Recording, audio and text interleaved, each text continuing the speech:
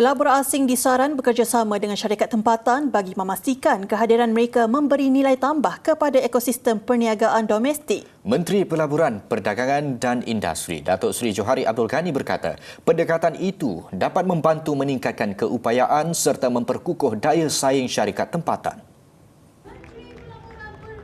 Ujarnya, dalam memproses pelaburan baharu, kerajaan akan mengkaji ekosistem perniagaan berkaitan bagi memastikan pelaburan berkenaan melengkapi pemain tempatan. Turut dinilai jenis perniagaan, sumber bahan mentah serta aktiviti yang mahu dilaksanakan. Dia mesti pastikan bahawa dia tidak sampai level yang dia compete dengan kita punya syarikat-syarikat yang telah berjaya. Akhirnya syarikat-syarikat itu tutup kerana dia tidak boleh lawan dengan cost structure yang ada dalam tempat mereka. Kadang-kadang dia melibatkan anti-dumping.